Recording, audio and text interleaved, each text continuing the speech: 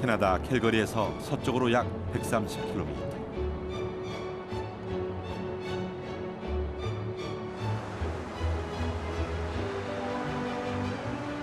원주민들은 이 장엄한 광경을 일컬어 빛나는 산들이라 불렀습니다.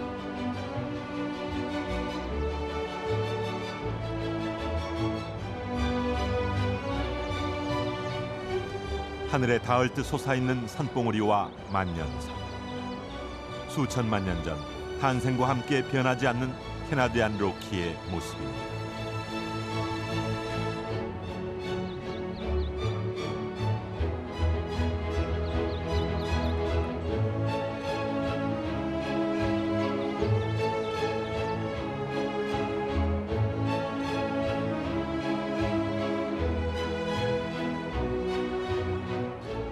이 순결하고 때묻지 않는 야생의 자연은 지난 200년 동안 끊임없이 외부 사람들의 동경심을 자극했습니다.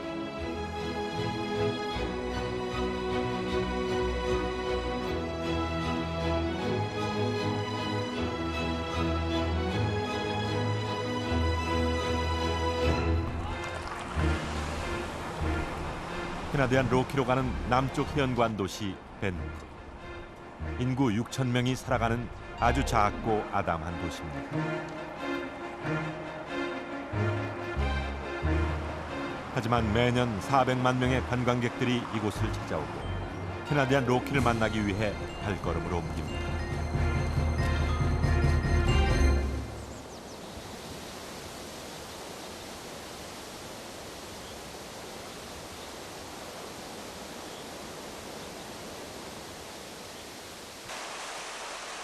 아름답고도 경이로운 풍경을 만나기란 어려운 일이 아닙니다.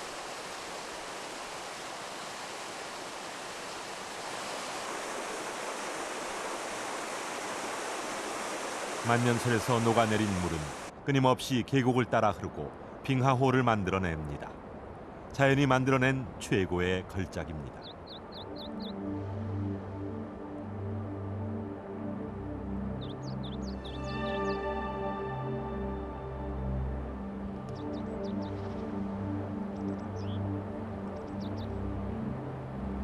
봄철 호숫물은 록플라워란 바위의 미세한 입자들이 빙하와 함께 흘러내려 에메랄드 빛을 띠게 됩니다. 이 물질이 다른 모든 빛을 흡수하는 대신 에메랄드 빛만을 반사시키는 것입니다.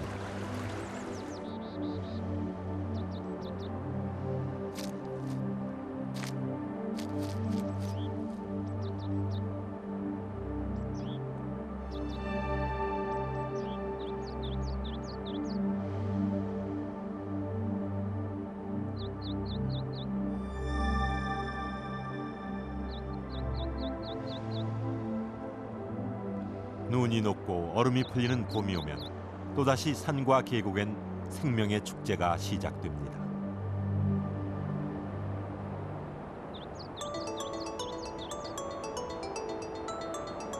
양지 바른 곳에 풀을 찾아 나온 흰바위 사냥은 바위 타기의 명수입니다. 불곰이나 늑대를 피해 일생 동안 절벽의 바위만을 고집하는 특별한 습성을 갖고 있습니다.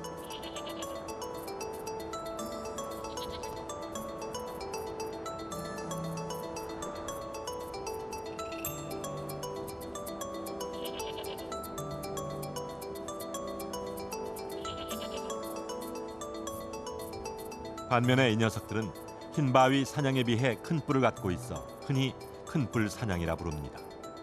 주로 돌 밑에 자라는 이끼나 연한 풀들을 좋아하는 캐나디안 로키의 귀공자입니다.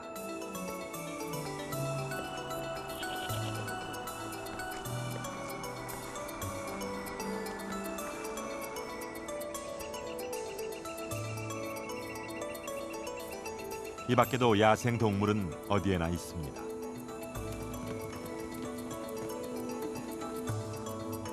초원에 무리지어 살아가는 엘크.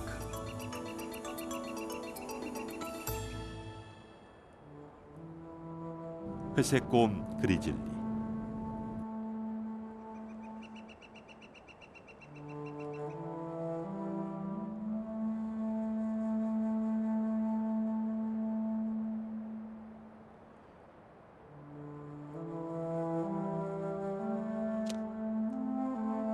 그리즐리야말로 캐나디안 로키의 제왕이라 할 수 있습니다. 느린 보처럼 보이지만 녀석이 공격할 때면 시속 60km의 순간 속력을 내곤 합니다.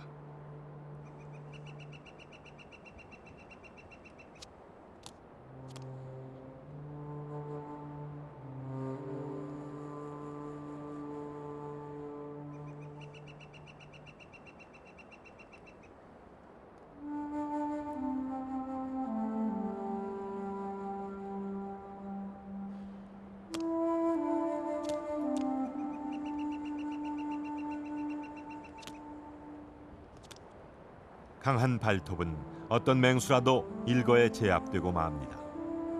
더구나 튼튼한 근육질의 몸은 사슴이나 말까지도 단숨에 물고 언덕을 오르내릴 정도의 힘을 갖고 있습니다.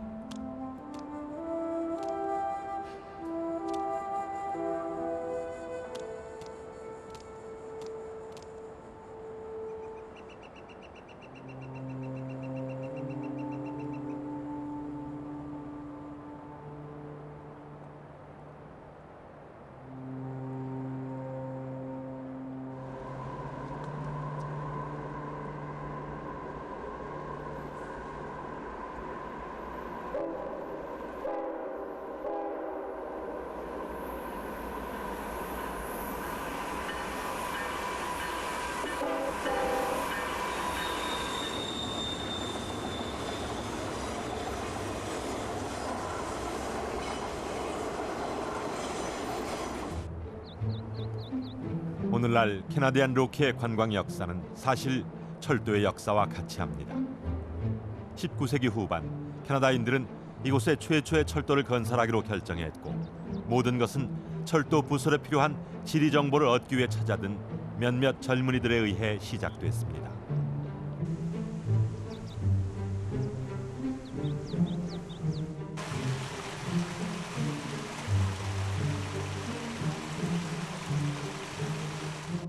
당시 철도 회사 직원이었던 잭 케이브와 윌리엄 그리고 맥카텔. 세 젊은이는 이곳에서 작은 온천을 발견했고 그것이 자신들의 야망을 채워줄 보물이라 믿었습니다.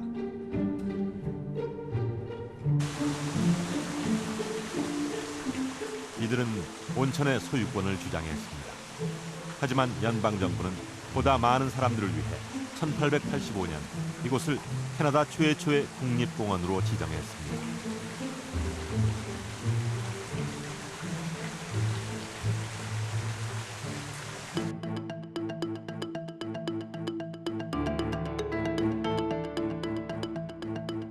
이곳을 찾아온 관광객들은 야생의 아름다움에 매료됐습니다. 철도는 이들을 불러들이는 중요한 수단이었고 곳곳에 공원이 조성됐습니다. 캐나디안 로키가 북미 대륙의 가장 각광받는 관광 코스가 된 것입니다.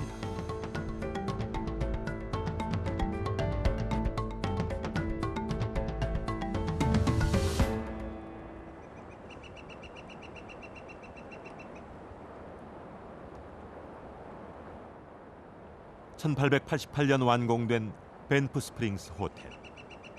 얼마 전까지만 해도 이곳은 유럽 귀족의 전유물이었고 지금도 캐나디안 로키를 상징하는 가장 아름다운 건축물로 사랑받고 있습니다.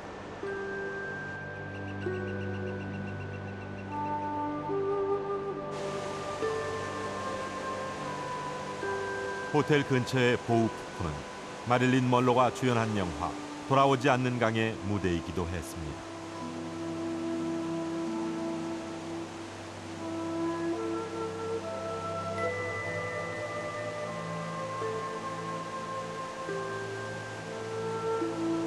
사철 풍부한 수량의 강물은 때로 인간의 상상력을 뛰어넘은 예술품들을 남겨놓기도 합니다.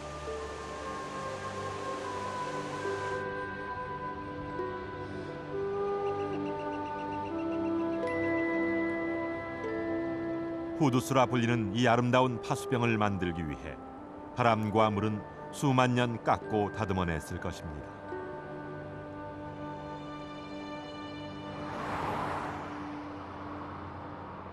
캐나디안 로키를 종단하는 240km의 고속도로.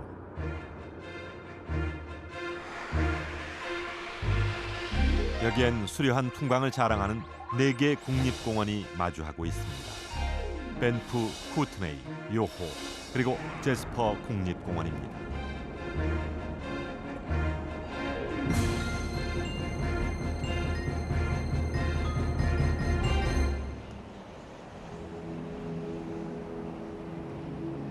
흔히 로키 마운틴이라 불리는 이 공원들 중 밴프와 제스퍼 국립공원은 지난 1985년 세계 자연유산으로 지정될 만큼 최고의 아름다움을 보여줍니다.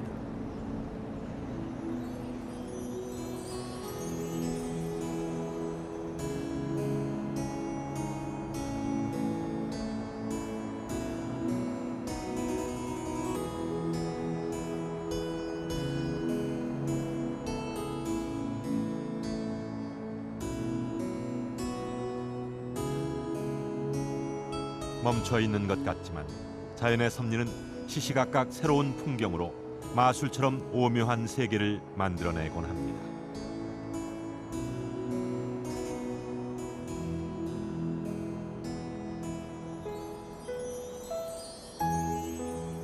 세계 10대 절경에 꼽히는 루이스 호수는 로키의 보석과 같습니다. 과거 원주민들은 이곳을 작은 물고기의 호수라 불렀지만 후일 빅토리아 여왕의 딸인 루이스 공주를 안고 있는 모습과 같다고 해서 오늘날의 이름이 생겨난 것입니다.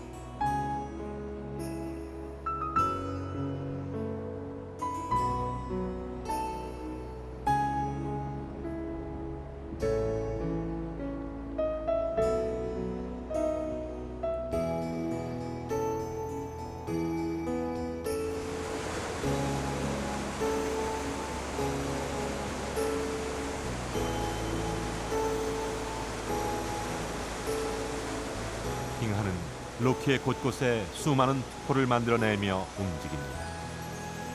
로키가 태어나고 빙하가 형성되면서 수천만 년 계속된 장엄한 풍경입니다.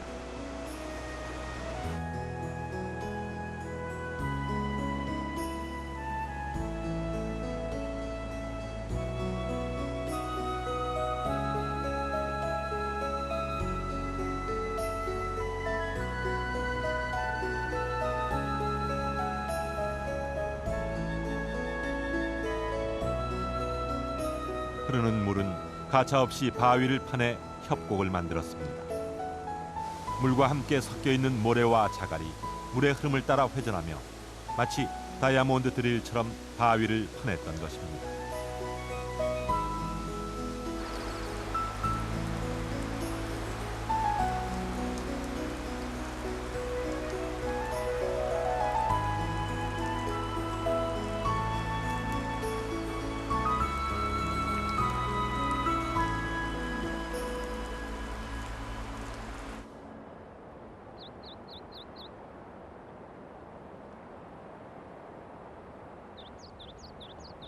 이렇듯 캐나디안 로키는 6천만 년 전 바다로부터 융기한 이래 외부의 접근을 거부하는 미지의 땅이었습니다.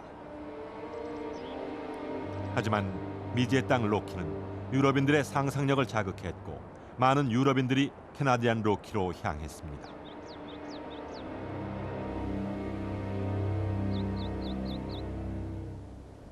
모험가이자 탐험가, 유능한 지리학자였던 데이비드 톰슨도 그들 중 한 명이었습니다.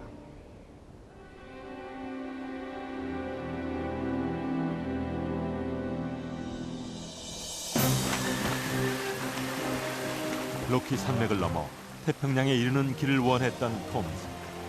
하지만 그는 1807년 천신만고 끝에 콜럼비아 강에 도착했으나 더 이상의 진출에는 실패하고 말았다.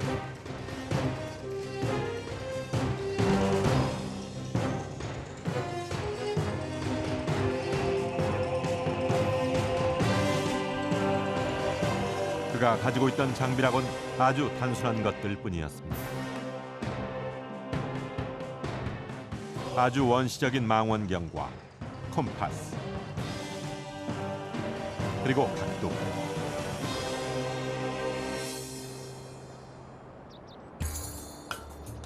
하지만 실패를 경험했던 톰슨은 1811년 다시 도전합니다. 그는 오로지 말과 카누에 의해 수년 동안 캐나디안 로키 곳곳을 탐방했고 로키의 서쪽면 아스파스카를 건너 태평양에 이른 최초의 백인이 됐습니다.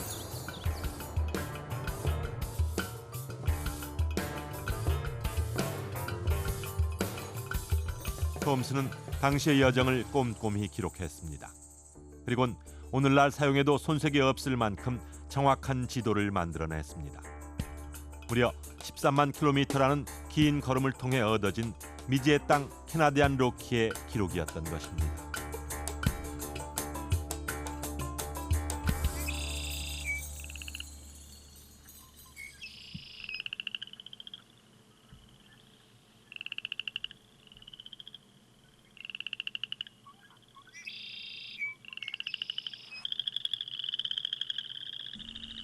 유럽인들의 상상과 모험을 자극했던 땅.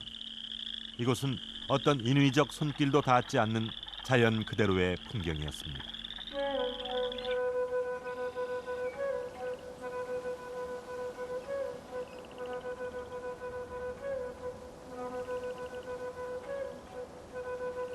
봄날 늪지에 나와 무스가 먹고 있는 것은 새순이 오르고 있는 버드나무입니다. 무스는 몸무게가 500kg 정도로 세계 40여 종의 사슴류 중 가장 큰 녀석들입니다.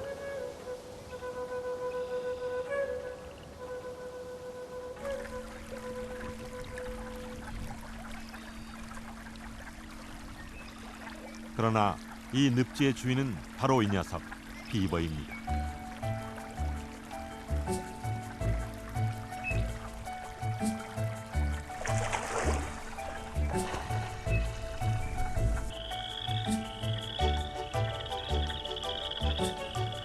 온종일 가족과 함께 수영을 즐기는 비버의 특기는 거대한 집을 만드는 일입니다. 때로 녀석들의 집은 100m 길이에 달하는 경우도 종종 있습니다.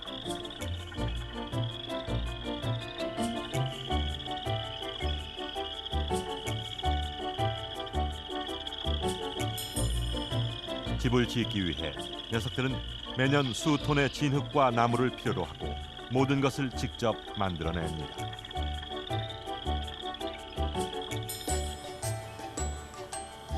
마치 도끼를 사용한 듯 잘려나갔지만 이건 나무를 구하기 위한 비버의 짓입니다.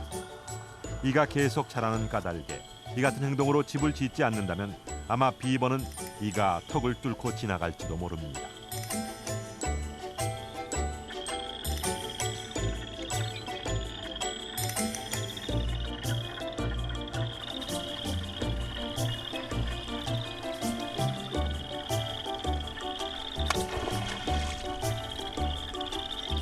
큰 집을 지어놓고도 틈만 나면 물을 두드려 경계심을 나타내는 비버. 하지만 이런 경계심에도 불구하고 아주 끔찍했던 시절이 있었습니다. 그건 수천 킬로미터 낯선 땅에서 찾아온 이방인, 바로 유럽인들 때문이었습니다.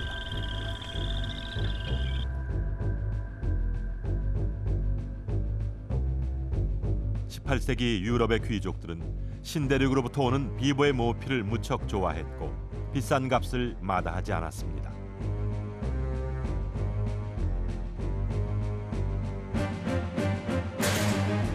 때문에 내구성은 물론 방수, 보온성까지 뛰어난 비버를 잡기 위해 수단과 방법을 가리지 않았습니다.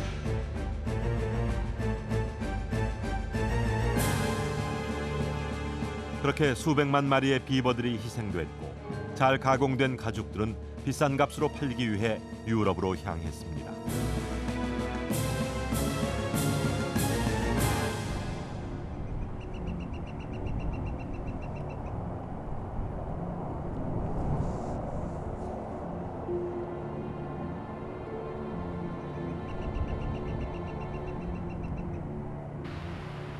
당시 모피 거래의 중심지였던 제스퍼.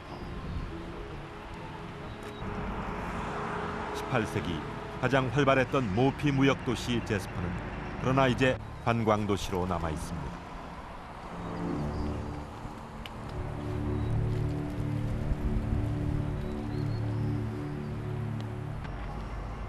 흔히 캐나디안 제이드, 로키의 보석이라 불린 만큼 산과 강을 마주하고 있는 아름다운 도시일 따름입니다.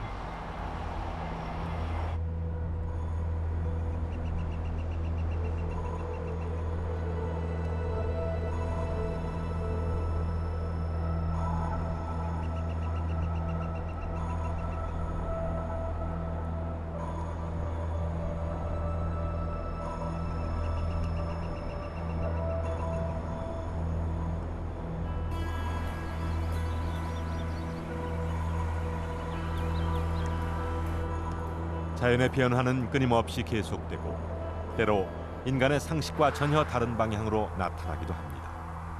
캐나디안 로키의 산불이 그렇습니다.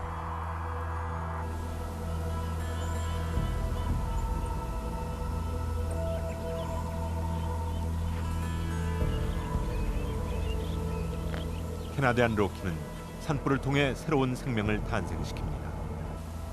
로지풀이라 불리는 이 소나무의 씨앗은 아주 두꺼운 송진으로 둘러싸여 있어 산불로 인한 열기가 아니면 발화될 수 없습니다. 산불이야말로 숲의 생성과 소멸을 관장하는 자연 섭리의 매개체였던 것입니다.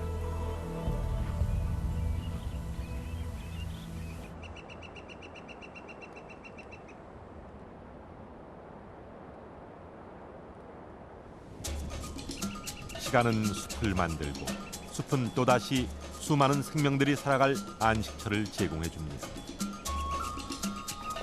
겨울 내내 굶주렸을 엘크는 지난 긴 겨울 포플러의 밑둥 껍질을 먹으며 오랜 굶주림을 견뎌왔을 것입니다.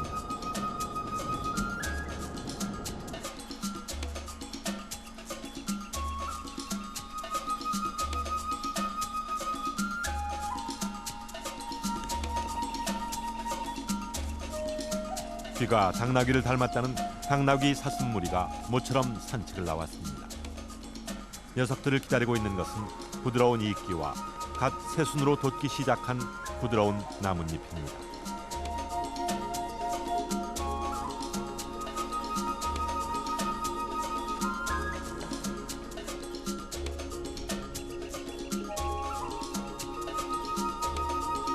당나귀 사슴과 비슷하지만 이 녀석의 이름은 흰꼬리 사슴입니다.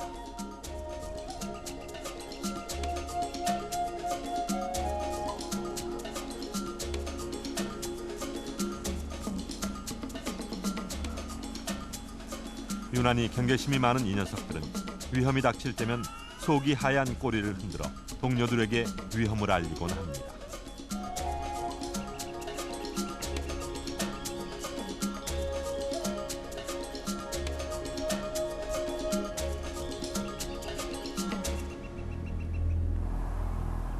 코요테는 늘 숲의 말썽꾸러기입니다.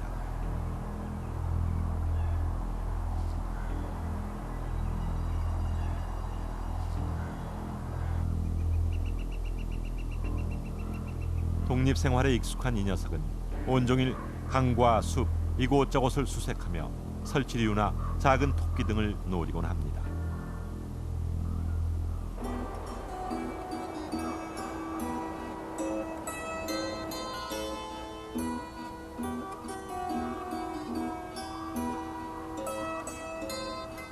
오늘은 운이 좋았나 봅니다. 누군가에 의해 희생됐을 엘크의 뼈. 자신의 몸집으로 대적하기엔 어림없었을 엘크의 뼈를 통해 코요테는 숲의 성찬을 즐겼을 것입니다.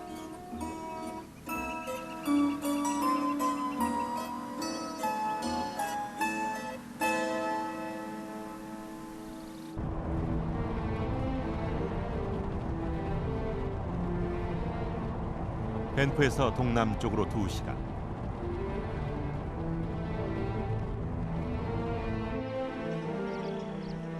끝없이 펼쳐진 평원 사이 고요하게 흘러가는 강물 속에도 어김없이 로키의 역사가 흐릅니다.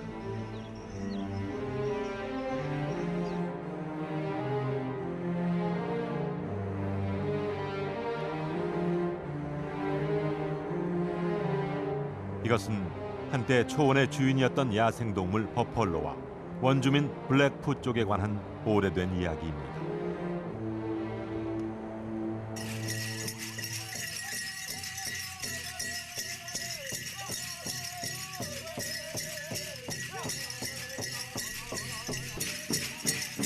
아주 오래전 이들의 지도자 중 한 명이 버펄로에게 죽임을 당했습니다. 그는 죽어가면서 말했습니다. 너희들은 버펄로를 사냥해야 한다.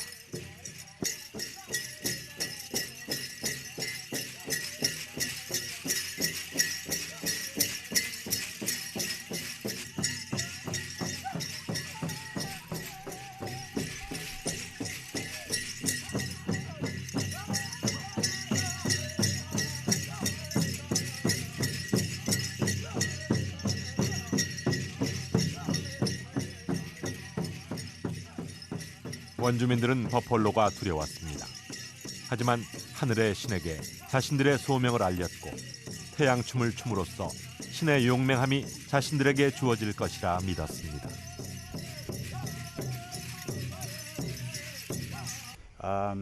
We would, well, in the old days, my grandfathers, they would either go hunting or go. They would be on battle, and a lot of them would be either sneak up. There's a song for a sneak up, and they would sneak up on their enemy when they were in battle, or when they were chasing for food, like the buffalo. They would run them off a cliff where the buffalo would die after that, and they would actually sneak up on the buffalo. And that's when I dance, that's pretty much what I do. Like I dance like a warrior, and I sneak up on our enemy or the buffalo, and then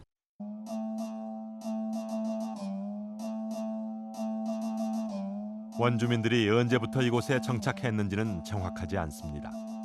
단지 수만 년 전 동물의 이동 경로를 따라 아시아로부터 건너왔을 것이라 추측할 뿐입니다.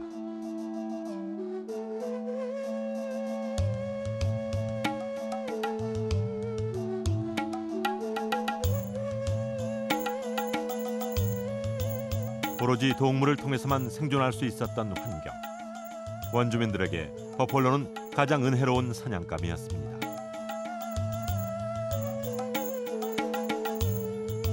가죽은 티피라 불리는 주거용 이동 천막의 재료였고 고기는 긴 겨울을 날 수 있는 요긴한 음식이었습니다.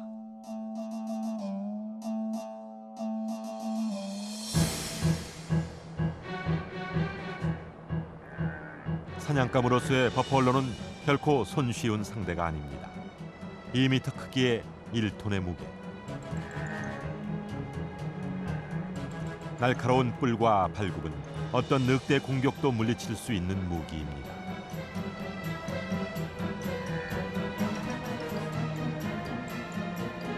버펄로들은 수천 마리씩 무리지어 살았고 쉽게 공격하기 어려운 넓은 평원에 살았습니다.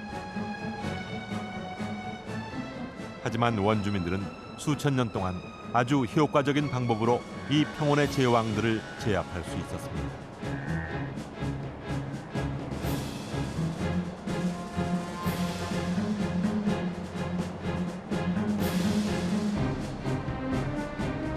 그 비밀의 열쇠가 이곳에 있습니다. 바로 절벽입니다. The young buffalo runner, dressed as the calf, he would mimic the cry of a young buffalo calf in distress. Knowing full well by studying the biology of the buffalo, by studying the behaviors of the buffalo for years and years, they knew that the female buffalo was the one who led the herd. So she would go over to investigate what was wrong with this young buffalo calf that's in distress. And not knowing what's going on, the rest of the herd would push that way. 원주민들은 무리의 우두머리인 암컷을 이용했습니다. 송아지를 이용 모성애를 자극한 다음 절벽으로 암컷과 그 무리를 유인했던 것입니다.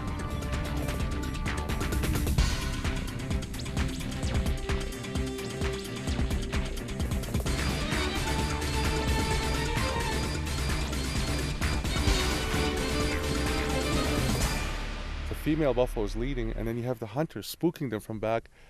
And then when she gets here and she sees there's a cliff there and she stops, but you have the momentum from the buffalo in the back pushing.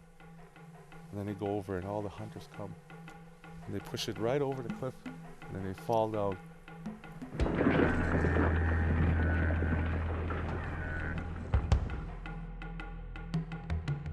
절벽 아래서는 화살이나 돌망치를 든 원주민들이 기다리고 있었습니다.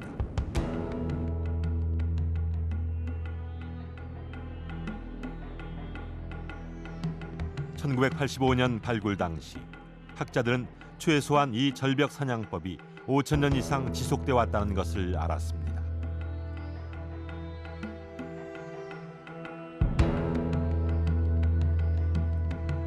그런데 19세기 말 캐나디안 로키에 살았던 6천만 마리의 버펄로들은 단지 천여 마리만 남은 채 모두 사라지고 맙니다.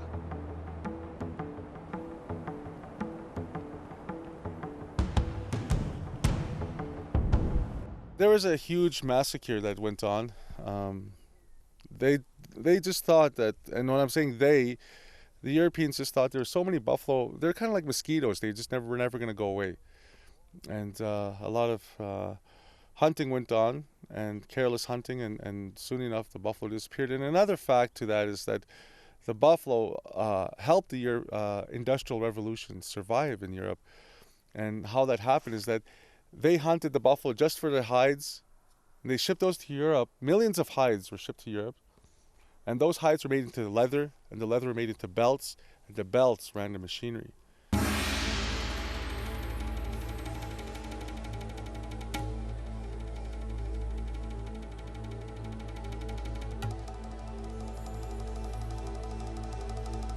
유럽인들은 원주민들과의 거래를 원했고 이를 위해 양푼, 찬합, 그릇, 보석과 같은 유럽 문명 세계의 물건들을 갖고 왔습니다.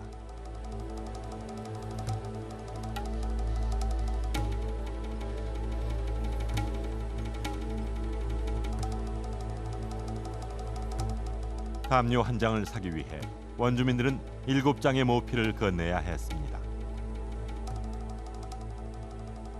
하지만 그것은 시작에 불과했고 원주민들은 총 한 자루 값으로 15장의 모피를 치러야 했습니다.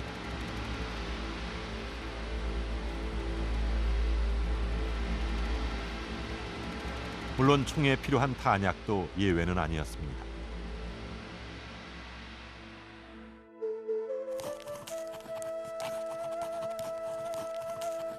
원주민들은 당시 버펄로의 사라짐에 대해 이렇게 기록하고 있습니다.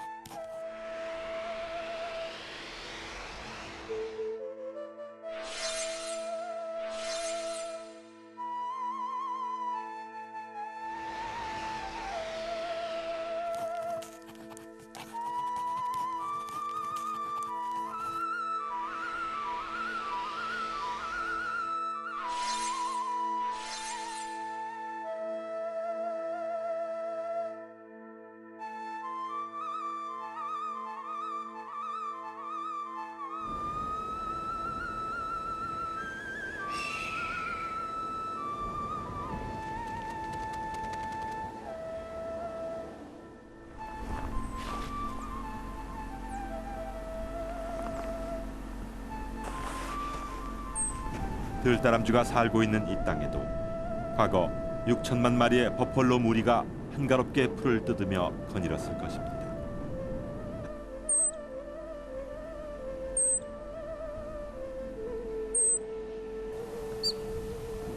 하지만 이제 그 자리를 차지한 것은 들다람쥐만이 아닙니다.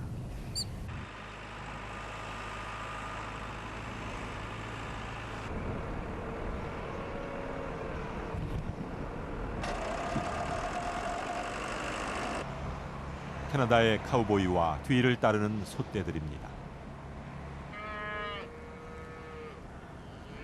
오늘날 캐나다의 소 사육 수는 약 1,400만 마리에 달하고 이 중 약 300만 마리는 캐나디안 로키를 중심으로 사육되고 있습니다.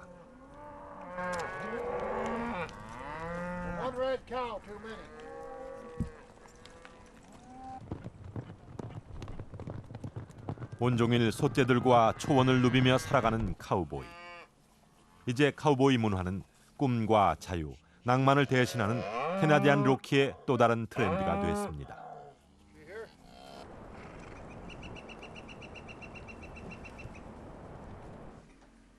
I 300여 마리의 소를 사육하고 있는 스카이라인 목장의 모이니 햄씨 가족 역시 대단한 자부심을 갖고 있습니다. 힘들지만 서부적인 삶의 방식, 자유로움에 매료돼 있는 것입니다.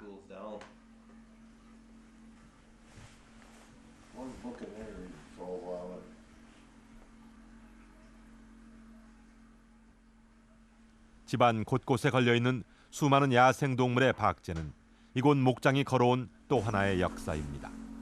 초원의 지배자가 됐다는 특별한 표식이기도 합니다. He's a stroke. Stroke.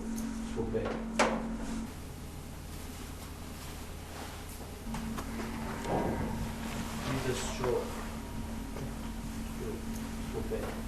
Well, a lot of our family is Irish, but my grandmother and grandfather came from the United States to New Mexico and Nebraska, and they came up to Canada, and it would have been 1918, and right around there. And they've built a farm, a giant ranch, and we've been trying to maintain it the best we can. And right here, these gloves were my grandmother's when she was just a little girl for horseback riding. Nice. Yeah, her riding gloves, leather. Tiny. Nice little leather gloves. Her little hands, that's my grandma's gloves. And her sister.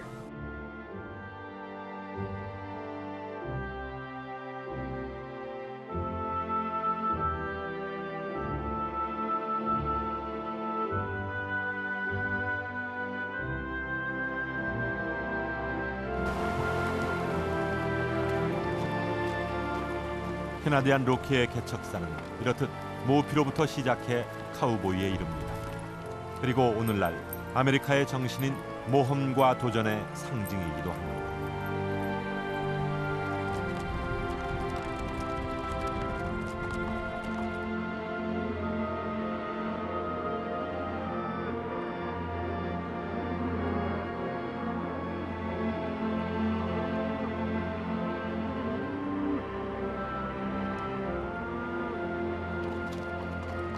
지난 수천 년 동안 눈과 바람, 산과 초원, 야생동물의 땅이었던 로키가 이제 인간과 가축이라는 새로운 이야기를 시작하고 있는 것입니다.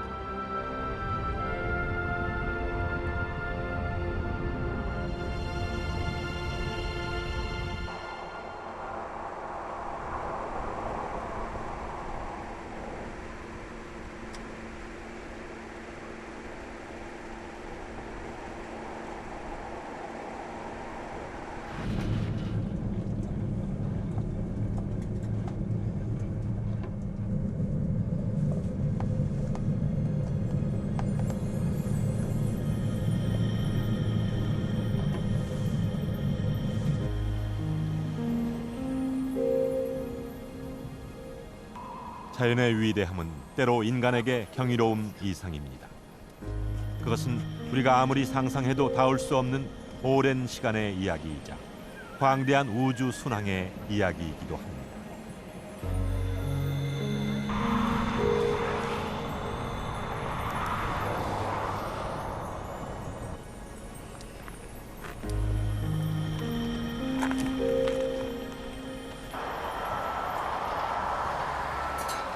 콜롬비아 아이스필드. 수만 년에 걸쳐 쌓이고 쌓인 눈은 그 무게의 압력에 의해 조금씩 얼음으로 변했고 서울의 절반 면적에 해당하는 넓이로 콜롬비아 산을 뒤덮고 있습니다.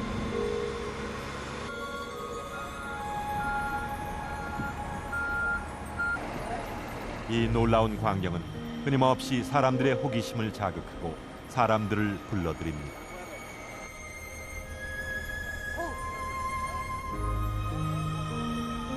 누구나 이 앞에 서면 대자연이 들려주는 긴 시간의 속삭임을 듣게 됩니다.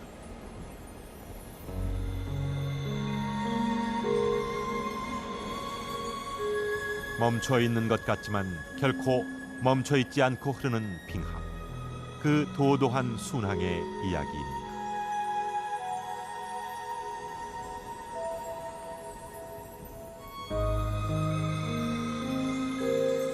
하지만 몇백 년이 흐른 후 우리의 다음 세대들은 더 이상 콜롬비아 빙원과 그 빙원의 자락인 아사바스카 빙하의 경이로움을 보지 못할 수도 있습니다. 아사바스카 빙하는 쌓이는 속도보다 녹는 속도가 빨라졌고 빠른 속도로 면적이 줄어들기 시작했습니다.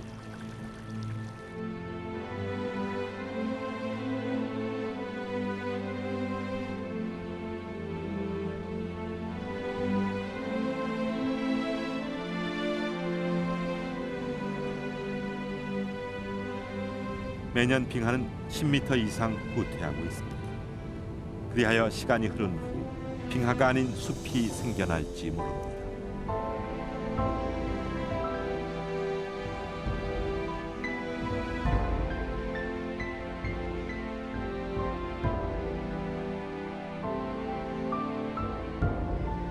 문명에 의한 대기 오염과 온난화, 이것이야말로 대자연 캐나디안 로키가 우리에게 묻는 선택에 관한 마지막 질문입니다.